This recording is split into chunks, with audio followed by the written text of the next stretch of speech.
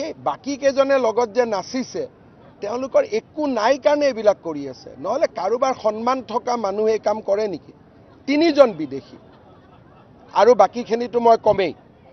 গতিকে এইবিলাক নাচি বাঢ়ি অসমৰ মানুহক বুৰ্বক ভাবিছে নেকি? মই যোৱা ৰাতি অলপ পঢ়িছোঁ, যথেষ্ট গুৰুতৰ অভিযোগ আছে আৰু যথেষ্ট চিন্তনীয়।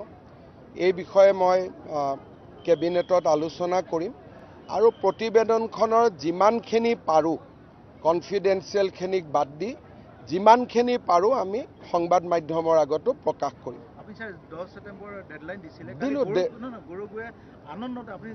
এইটো এটা যিজন মানুহৰ ঘৰত ল'ৰা বিদেশী, ছোৱালী বিদেশী, ঘৈণীয়েক বিদেশী, তেওঁ যি ধৰণে কালি নাচিছে দেখি কিবা অদ্ভুত লগা নাই জানো?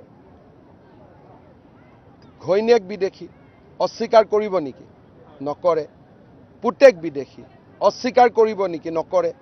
জীয়েক বিদেশী অস্বীকাৰ কৰিব নেকি?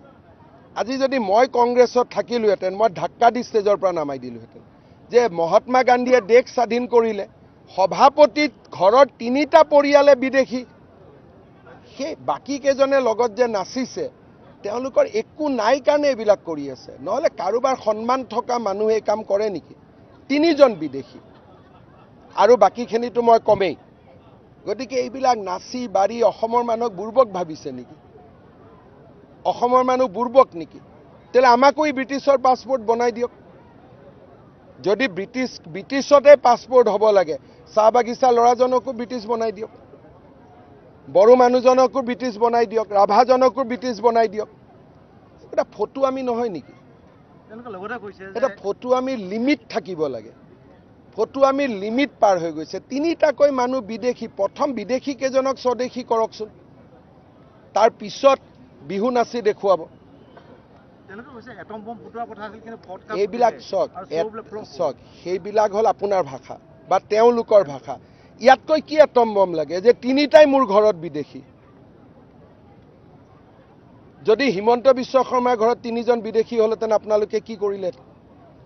তাকতো এটম বম, পৰমাণু, নিউক্লিয়াৰ চব বনাই দিলেহেঁতেন। গতিকে যিবিলাকে এইবিলাক ইমান চিৰিয়াছ কথা এটাক অলপমান লঘু কৰি উপস্থাপন কৰিব চেষ্টা কৰে, তেওঁলোকৰ প্ৰতি মোৰ সহানুভূতি আছে।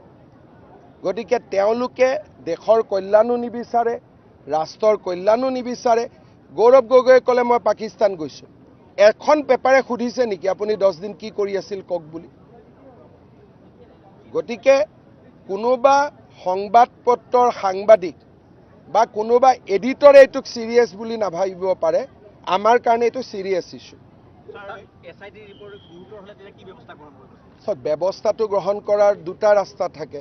এটা, যিখিনি আইনৰ ভায়লেশ্যন হৈছে তাৰ ওপৰত এপ্ৰপ্ৰিয়েট অথৰিটিয়ে কেছ কৰে আৰু ৰাইজে শাস্তি দিয়ে।